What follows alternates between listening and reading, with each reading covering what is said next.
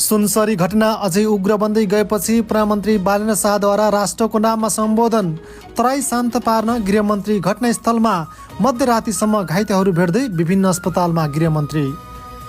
मधेसका घटनाबारे प्रधानमन्त्री बालेन्द्र शाहको अपिल, अफवाह नफैल्याउन र सामाजिक सद्भाव कायम राख्न आग्रह। अनिश्चितकालीन कर्फ्यू तोडेपछि सेना प्रहरी मैदानमा, प्रहरीको गोली लागेर गणेश यादवको ज्यान गयो। सिराहामा प्रहरीलाई पनि गोली लाग्यो, थप उपचारका लागि विराटनगर रिफर। सुनसरी घटनाबारे बोले पूर्व राजा ज्ञानेन्द्र, नेपालीहरू मिल्नु नै आजको आवश्यकता।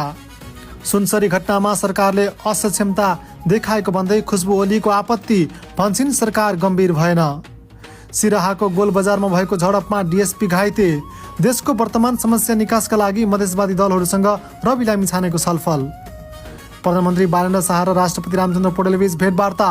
देवानगञ्ज घटनाका घाइतेलाई भेट्न गृहमन्त्री र स्वास्थ्य मन्त्री अस्पतालमा। प्रधानमन्त्री बालेन्द्र शाहले राष्ट्रपति रामचन्द्र पौडेलसँग गरे भेटवार्ता।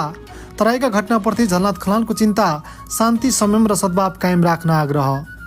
विदेशबाट बोले शेरबहादुर देउवा, हिंसा थप भड्किन नदिनप्रति पहल गर्न सरकारलाई आग्रह।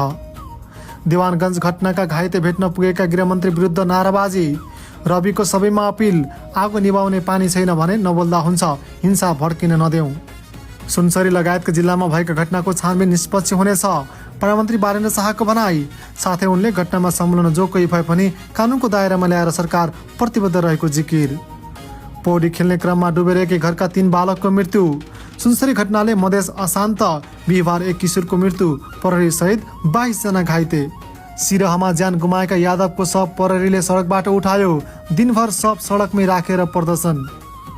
गगन थापाले भने, हिंसामा पनि सहभागी हुने र काङ्ग्रेसको सदस्य पनि रहन्छु भन्ने स्वीकार्य हुँदैन। राष्ट्रपति र प्रधानमन्त्री बीच करिब 15 मिनट भेटवार्ता, सद्भाव कायम गर्न मोरङमा भोलि र्याली निकालिने।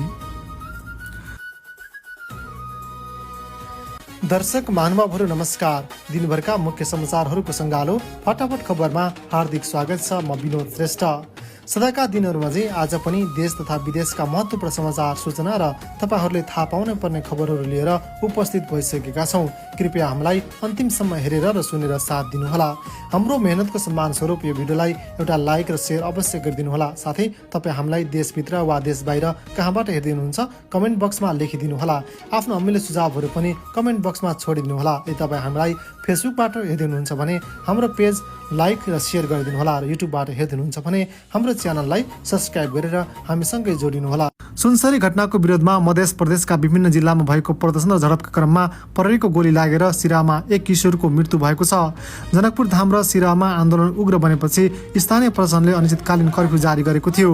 पर्सामा निषेधाज्ञा जारी गरिएको छ भने झडपका क्रममा दुवै पक्षका गरी 19 जना सुरक्षाकर्मी सहित कैयौं सर्वसाधारण घाइते भएका छन् र गोलबजार क्षेत्रमा थुप्रै भौतिक संरचनामा आगजनी गरिएको छ।